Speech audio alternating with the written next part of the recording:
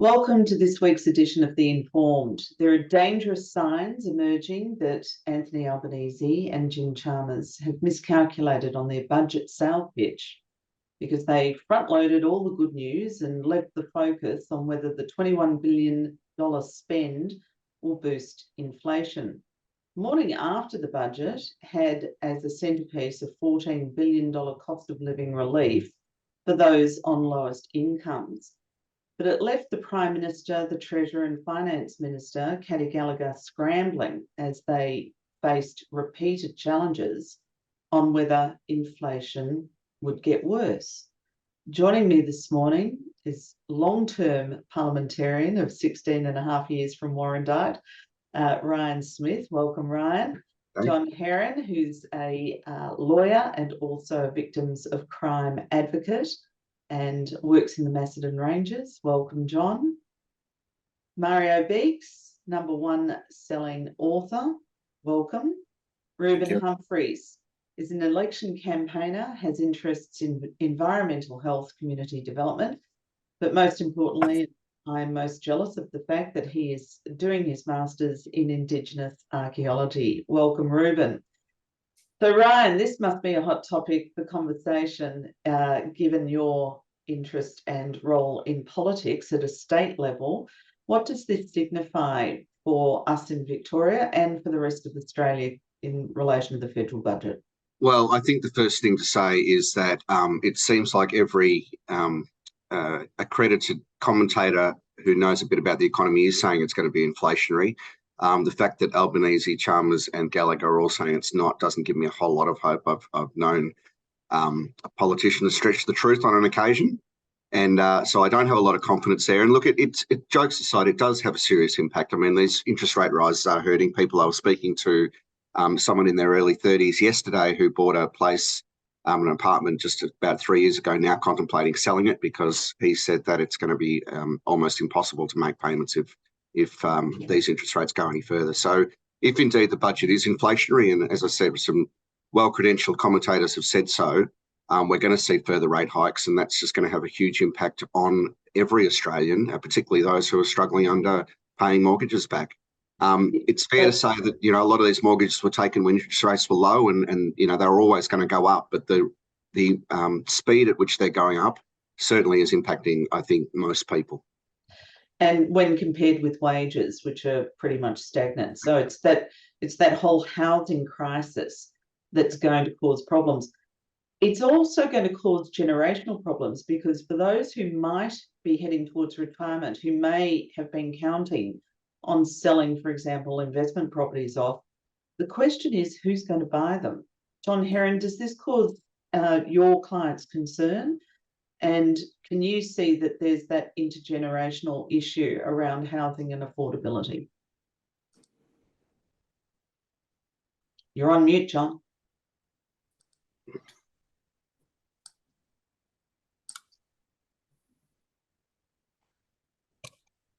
Well, while John's getting organised, Mario, in Sydney, we see astronomical prices in terms of real estate, but of course that's softened as a result of the economic crisis that we're in. How do you see property and housing affordability in light of this budget panning out in the Sydney and New South Wales areas? Look, it's become unreachable for many people, and it's a real pain. My surroundings are the people who are renting. They are in big trouble because they need to leave the property because they cannot pay because the prices are stamping up, rapidly, and they can't afford a new one because the new one is becoming even more expensive.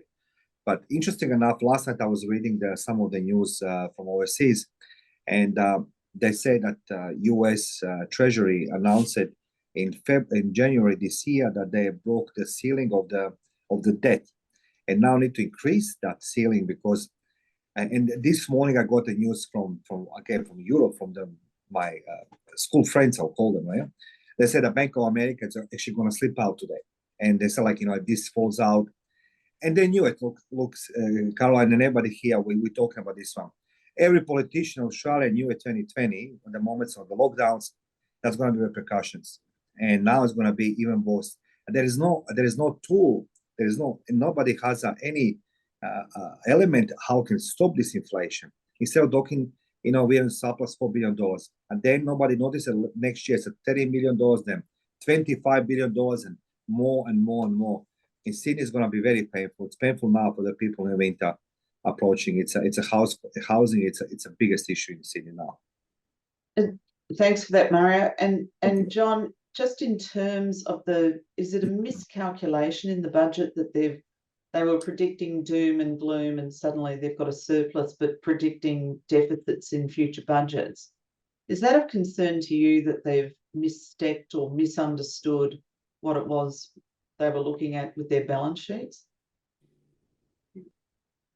You're on mute, John. I think we might have to say goodbye to John, and he might have to join Yes. back in. Ruben, one of the sites I've seen travelling around Victoria are queues and queues of people at food banks. Initially, I thought it might have been a phenomenon that they were waiting to get into a religious organisation in South Melbourne, but it turned out it was the South Melbourne Food Bank. How do you see the economic crisis playing out for, the average person? And by the way, these are people that have never had to go to a food bank before. How do you see that crisis playing out? My reading of it is that we're going to see more of this. It's going to be more serious and more prominent. We're going to notice a lot more queues, longer queues, and queues where people are being turned away. And the reason for that is that the need is creeping much, much further up the socioeconomic ladder than it has been before. I think the working poor, as we know them, are really, really suffering. And it is very much hidden. It's hidden inside the economy for economic reasons. It's also hidden socially because, for these people, it's a bitter blow to their dignity, and they try to conceal it as best they can. But they really are suffering, and they're suffering from a housing market that has been geared to providing a retirement outcome for the boomer generation. And that's not working now for the majority of Australians. Most Australians are starting to suffer. So we need to very seriously reconsider this. And Labor have pretty much walked into a ticking time bomb. It's about to blow up, and now they're in charge. So we need to be very, very careful about the choices that are going to be made. And I don't think the choices being made are necessarily the wisest. You cannot be injecting more money into the economy without increasing productivity. Inflation is going to hit us much, much harder than it has done in the past year. And the people who are wiped out by that are the people in that middle income bracket. They're going to cop it the hardest. John, do we have you? Hear me now? Yep. Yes. Yeah. You might need to speak up because I think it's your headphones. No, now we can't hear you.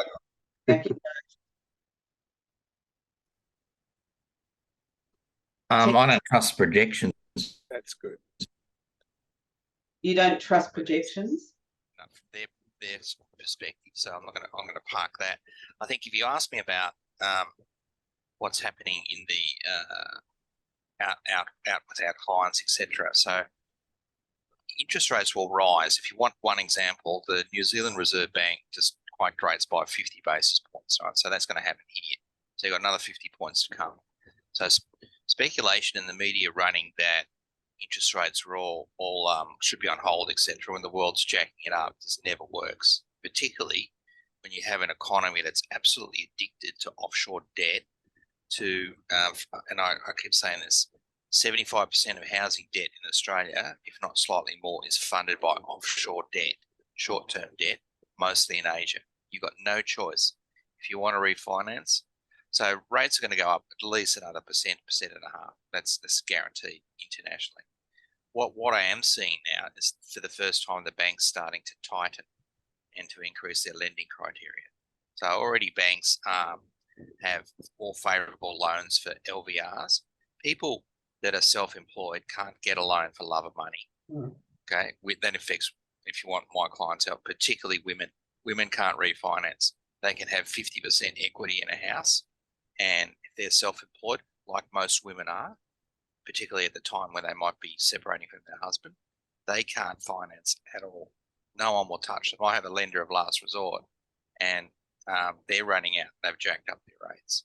They want higher security on housing. So that's a really bad a flag that's popped up right now.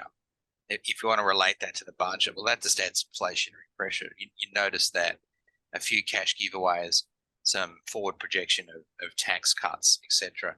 It really did little, if anything, and some spending initiatives. No infrastructure. Infrastructure got pared back left, right, and centre.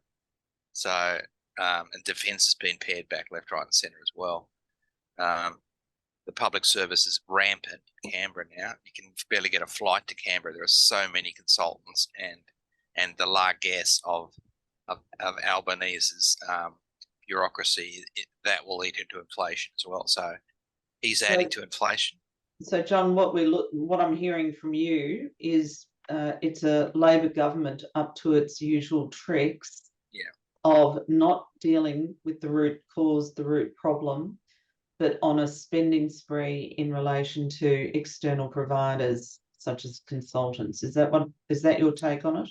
Yeah, look, government jobs to constituents, to ALP members, families, that's just absolutely rampant in Canberra at the moment. What I see has an indication, as I just said, is you cannot get a flight to Canberra lately. Now that is that true, Ryan? Well, no, yes, I agree with you, but I mean, I think the party of small government hasn't covered itself with glory over the last 10 years either. We haven't seen the bureaucracy shrink under Liberals either. So I think there's both to blame, and I'm not one to shove blame onto our side unnecessarily, but I mean, that's the truth. The bureaucracy has grown, and there doesn't seem any end to it. And, we certainly can see it in Victoria, where Andrews has significantly boosted the public service with Labor apparatchiks, but the fact of the matter is the public service has grown for the last 10 years under all flavours of government. That's right. So that's the one area not being pared back. Yeah. And the concern at the polls, of course, is that they've bought voters by virtue of expanding government, by expanding the public service. For every public servant, there's a family, extended family, there's friends. They have spheres of influence in their immediate personal lives to garner more votes for the incumbent government, which is a real problem. And there's always a narrative in, leading up to election, there's a Labor narrative that the Liberals will cut it. So the Liberals, last time we didn't say we were going to cut any of the public service. We complained about it for a few years, but we didn't say we were going to cut it because we know electorally it's a difficult situation to be in. Yeah, the other thing too, poison. We've been on here talking about this massive surge in immigration. So that was only very briefly touched on in the budget, and we're talking figures of probably averaging in 400,000 a year of new immigrants, and it's net now because there's less people going overseas. There's still 1 million Australians overseas working, but that's shrunk slightly. How is that going to be coped for in infrastructure, healthcare? None of that was addressed. Like, this is a massive surge, absolutely. And again, it was absolutely not mentioned at all in the pre-election campaign. What would they mention anything? Like not mentioned. But I can't believe the propaganda that goes on. So they mentioned one of the Home Minister saying, "I'm not a big fan of a big Australia," and that's supposed to make criticism of it go away. It's unbelievable. But the impact of that will be massive. Even the beleaguered Reserve Bank that's copped an absolute battering is flagging that issue. It's just every aspect of politics has been dumbed down, even budgets where they're, the ramifications of a particular policy direction just aren't explored in any way at all. And it seems that like a lot of people don't care either. I remember the days when a massive deficit a massive debt would be a huge issue for the electorate. It's just not now.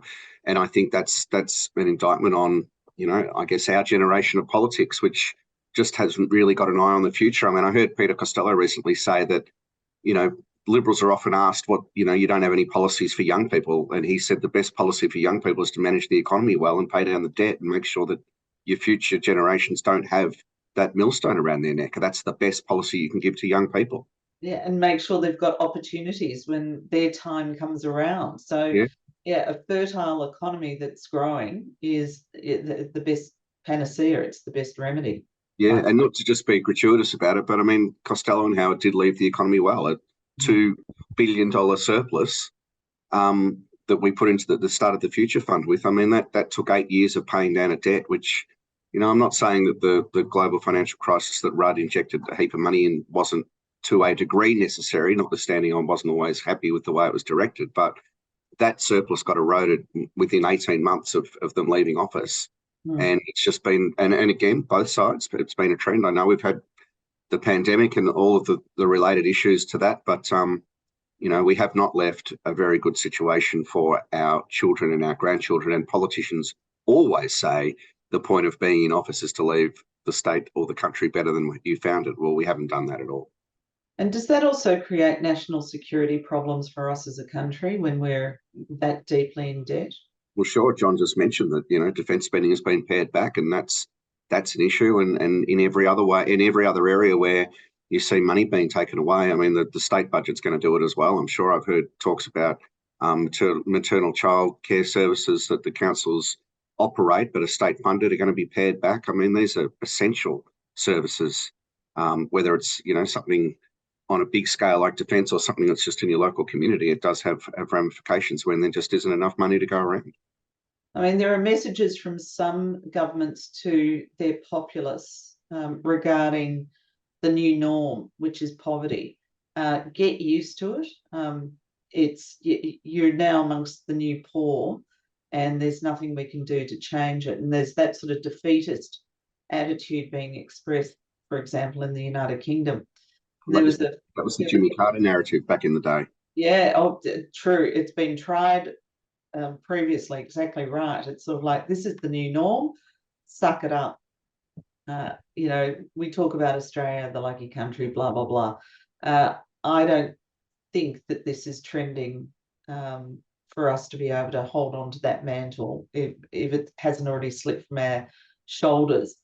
So the question is not just for this cycle of the budget, but what does it mean for our future if we continue with a government that trends in this way and in relation to this type of spending? I'd say that new norm. Years and years ago when I was doing my master's, when I studied the route of Argentina, there was an article that always stuck with me, down the Argentinian road.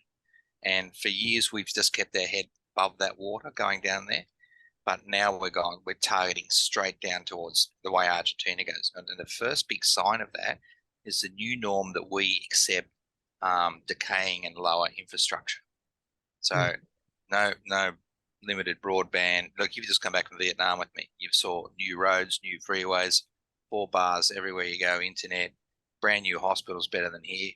Then everyone's healthcare's absolutely plummeting. The roads are unnavigable.